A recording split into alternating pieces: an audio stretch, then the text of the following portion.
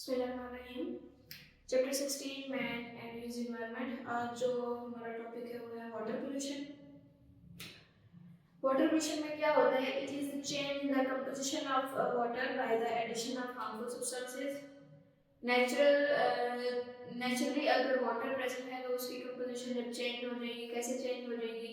जब उसके अंदर एडिशन हो जाएगा हार्मफुल पोल्यूटेंट्स का, हार्मफुल सब्सटेंसेस का, तो उसको हम वाटर पोल्यूशन का नाम देंगे। जैसे कि हमने एयर पोल्यूशन की बात की थी, तो एयर की कंपोजिशन जब चेंज हो जाएगी, वैसे तो एयर भी क्या है, मिक्सचर ऑफ गैसेज ही है। वो गैसेज हमारे लिए यूजफुल है, लेकिन जब उसके अंदर हार्मफुल गैसेज प्रेजेंट उनका एडिशन हो जाएगा तो वो हमारे पास एयर पोल्यूशन बन जाएगी। तो इसी तरह वाटर की कंपोजिशन जब चेंज हो जाएगी तो उसको हम वाटर पोल्यूशन का नाम देंगे। और वो कंपोजिशन चेंज कैसे होगी? Addition by the addition of harmful substance. Water pollution really affect the health of people। अब वाटर पोल्यूशन पानी एक ऐसी चीज है जो कि जरूरी है हर जानवर के लिए, हर लिविंग ऑर्गेनिज्म के लिए। स्पेशली अब यहाँ पे बात होगी पीपल की, हेल्थ ऑफ पीपल। तो यहाँ लोगों की जो सेहत है उस पर बहुत बुरा असर होता है वाटर पोल्यूशन का।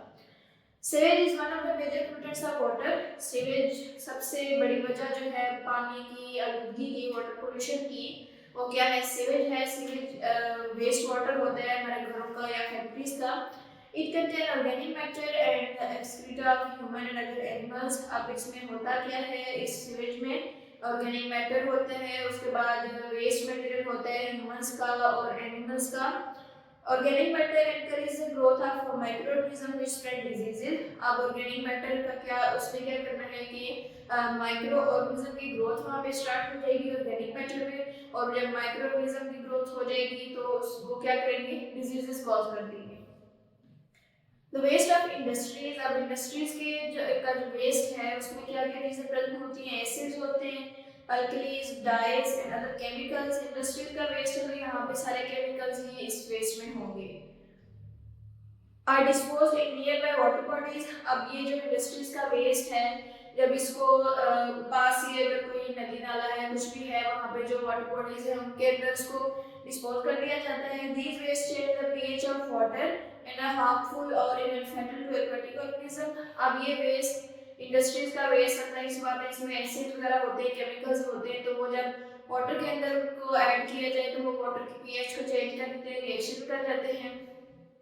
इस वजह से आपकी जो वाटर है उसकी पीएच चेंज हो जाएगी। और जाहिर सी बात है वाटर की जो नॉर्मल पीएच है जो यूजफुल होती है वो 7 होती है, लेकिन जब वो 7 से चेंज कर जाएगी उसकी, तो वो जो जानदार पानी के अंदर रह रहे हैं, एक्वेटिक ऑर्गेनिज्म जो हैं, उनके लिए फैटल होगी, उनके लिए जानलेवा होगी।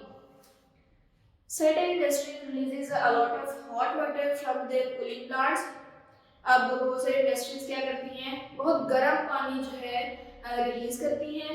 It result in heating up water bodies. अब इसके रिजल्ट में क्या होगा? पानी, जाहिर सी बात है, गर्म पानी फेंकेंगे उसके अंदर। अब इंडस्ट्रियल का पानी कोई थोड़ा 1-2 ग्लास तो नहीं होते, बहुत ज्यादा अमाउंट में होता है पानी।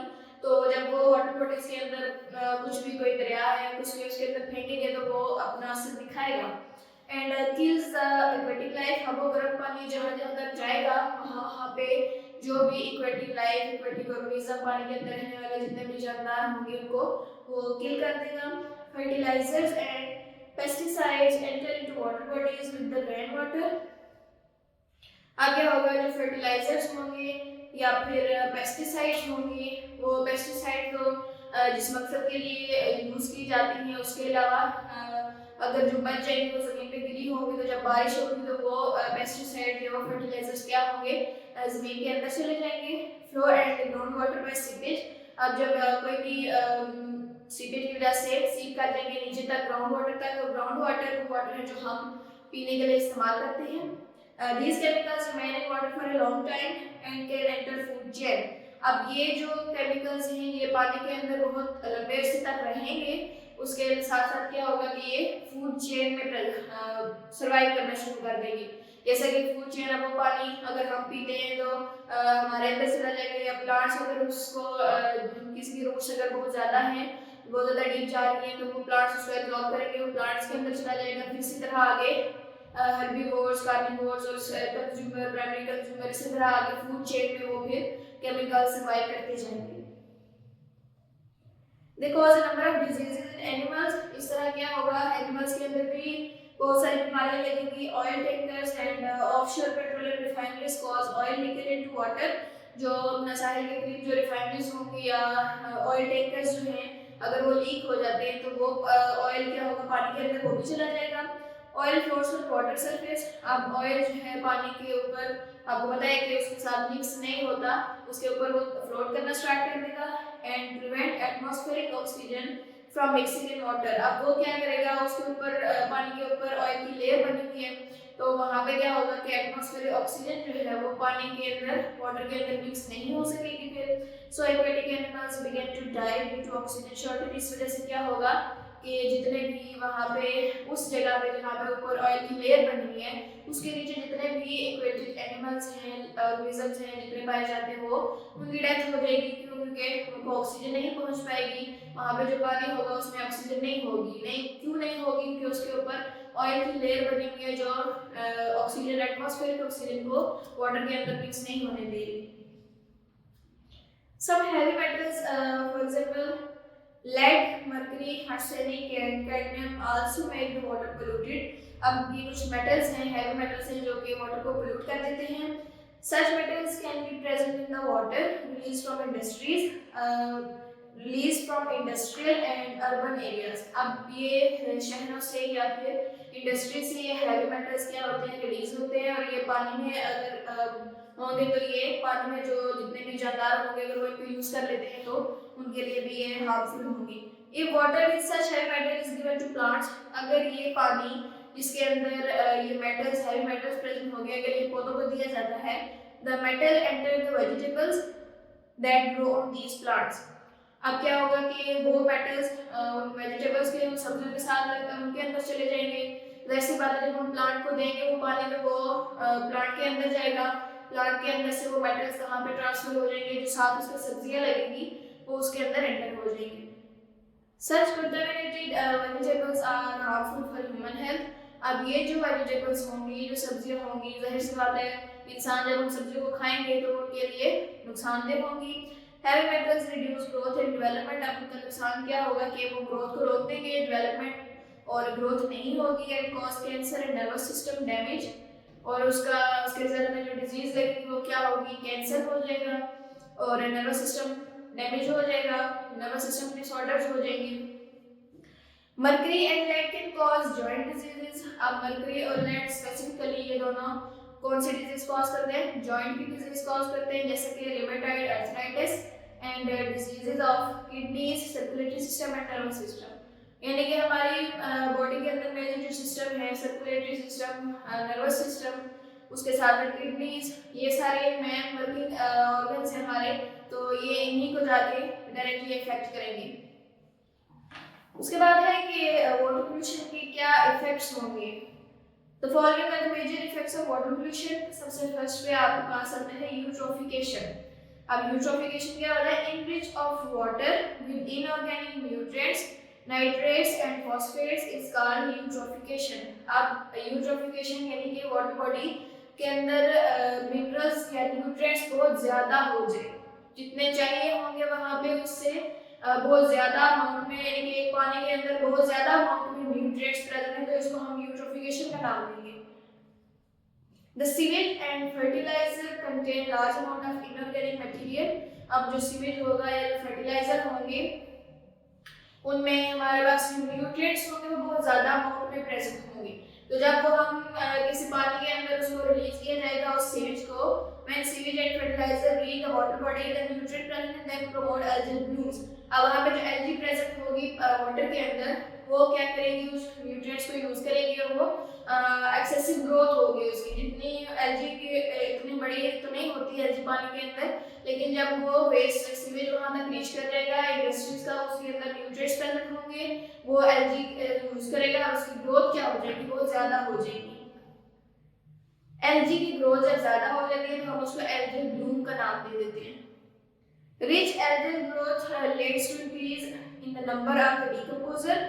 अब एल्गी जो है जब उसकी ग्रोथ ज्यादा हो जाएगी, उसके रिजल्ट में क्या होगा, डिकम्पोजर्स बहुत ज्यादा हो जाएंगे, decomposer use the oxygen present in water. अब वो डिकम्पोजर क्या करेंगे, ऑक्सीजन यूज करेंगे। जाहिर सी बात है, जितने ज्यादा एल्गी होंगे उतने ज्यादा डिकम्पोजर्स होंगे, तो जितने डिकम्पोजर ज्यादा होंगे वो अपने रेस्पिरेशन में या वो ऑक्सीजन को यूज करेंगे। कहाँ से, और वो ऑक्सीजन कहाँ से लेंगे, तो वाटर में ऑक्सीजन प्रेजेंट होगी उसको यूज करेंगे। And it result in the depression of oxygen. इसके रिजल्ट में क्या होगा कि ऑक्सीजन की कमी हो जाएगी पानी के अंदर। Algal Bloom also reduces the light reaching the lower layer in water. अब क्या होगा, एल्गल ब्लूम जब ज्यादा बड़े हो जाएंगे तो उसके रिजल्ट में वो सरफेस को कवर कर लेंगे और लाइट भी अंदर तक नहीं पहुंच सकेगी। तो जब लाइट भी अंदर तक पहुंच सकेगी तो उसके एल्गी के नीचे जो छोटे प्लांट्स और होंगे एल्गी के अलावा, तो वो क्या करेंगे, लाइट तक नहीं पहुंचेगी तो वो डाई कर देंगे। जाहिर सी बात है, फोटोसिंथेसिस का प्रोसेस उनके अंदर नहीं होगा तो उनकी ऑटोमेटिकली डेथ हो जाएगी। उसके बाद दूसरा जो इफेक्ट है वाटर पोल्यूशन का वो है food chain contamination. The non-biodegradable water pollutants may stay in water for long time. Non-biodegradable जो कि डिकम्पोजर्स जिनको डिके नहीं कर सकते, जिनको डिकम्पोज नहीं कर सकते, उनको हम कहते हैं नॉन बायोडिग्रेडेबल। आगे कह रहे हैं कि ये वाले वाटर पोल्यूटेंट्स जो हैं ये पानी के अंदर ज्यादा अरसे तक पड़े रहेंगे, वहाँ पे पड़े हुए क्यों रहेंगे, क्योंकि डिकम्पोजर उनको डिकम्पोज नहीं कर सकेंगे। From water they enter into small organisms. अब वो वहाँ पे पड़े रहेंगे, कभी कभी ऐसा होगा कि वो जो पोल्यूटेंट्स हैं उनको कोई ना कोई छोटा ऑर्गेनिज्म ईट कर लेगा, which are fed upon by fish. अब उस छोटे ऑर्गेनिज्म को कोई ना कोई जो फिश है वो ईट कर लेगी। The fish in turn are fed upon by land animals including human. अब उसके बाद क्या होगा, मछलियां जब मछलियां हार्मफुल पोल्यूटेंट है उसको ईट किया हुआ होगा, उनके अंदर होगा, तो जब वो लैंड एनिमल्स, जाहिर सी बात है सिर्फ इंसान मछलियां नहीं खाते हैं और बहुत सारे परिंदे भी हैं ऐसे जो कि मछलियां खाते हैं, और एनिमल्स भी हैं, बर्ड्स भी हैं जो फिशेस को ईट करते हैं। तो जब वो ईट करेंगे उसके साथ साथ इंसान भी अगर उन पोल्यूटेड फिशेस को खा लेते हैं तो वो पोल्यूटेड इनके अंदर आ जाएगा और ये फिर सेवरल डिजीजेस कॉज करेगा। तो ये फूड चेन कंटामिनेशन है कि सबसे पहले किसी छोटे ऑर्गेनिज्म ने उनको खाया, फिर फिश ने उनको खा लिया और फिश को फिर किसी भी लैंड एनिमल या इंसान ने उसको ईट कर लिया। उसके बाद आते हैं आपके पास एपिडेमिक्स। एपिडेमिक आपके पास वबा होती है किसी भी किस्म की। Organic pollutants in water facilitate the growth of germs. पानी के अंदर जो पोल्यूटेंट्स प्रेजेंट होंगे, जाहिर सी बात है वो फैसिलिटेट, वो उसके रिजल्ट में क्या होगा, वहाँ पे जर्म्स की ग्रोथ होना शुरू हो जाएगी। सच पोल्यूटेड वाटर कॉजेज एपिडेमिक्स। अब वो जो गंदा पानी है या जो जर्म्स वाला पानी है वो क्या करेगा, बहुत सारी वबाएं फैलाएगा। सबसे पहले है लाइक कॉलेरा, गैस्ट्रोएंटेराइटिस। अब यहाँ पे ये कॉलेरा यानी कि हैजा वगैरह हो जाएगा और गैस्ट्रोएंटेराइटिस यानी कि डाइजेस्टिव सिस्टम की डिजीजेस हो जाएंगी। उसके बाद है कि अब हम इस वाटर पोल्यूशन को कंट्रोल कैसे कर सकते हैं। Public should be made aware of dangers of water pollution. सबसे पहले तो हर इंसान को इस पोल्यूशन की अवेयरनेस होनी चाहिए। एयर पोल्यूशन में भी हमने पढ़ा था कि अवेयरनेस होनी चाहिए लोगों को एयर पोल्यूशन के बारे में, और यहाँ पे भी है कि सबसे पहले लोगों को अवेयर होना चाहिए कि वाटर पोल्यूशन होती क्या है, किसके जरिए होती है और उसके क्या क्या नुकसान हैं, उसके बाद ही हम इसको कंट्रोल कर सकते हैं। Before releasing the sewage into water bodies, इससे पहले कि हम सीवेज को किसी भी दरिया में या नदी नाले में फेंकें, it must be purified through sewage treatment techniques. उससे पहले उसको ट्रीट करना चाहिए, किससे, यानी कि उसको प्यूरिफाई करना चाहिए। ये नहीं है कि जितना सारा का सारा जो कचरा है उसको हम उठा के पानी के अंदर फेंक दें। Industrial waste should also be treated before they are released into water bodies. Industries का जो वेस्ट है उसको भी ट्रीट करना चाहिए, यानी कि फिल्टर कर लेना चाहिए, और जो बहुत ज़्यादा हार्मफुल सब्सटेंसेस हैं उनको रिमूव कर देना चाहिए और फिर वाटर को, उस सीवेज को रिलीज करना चाहिए वाटर बॉडीज में।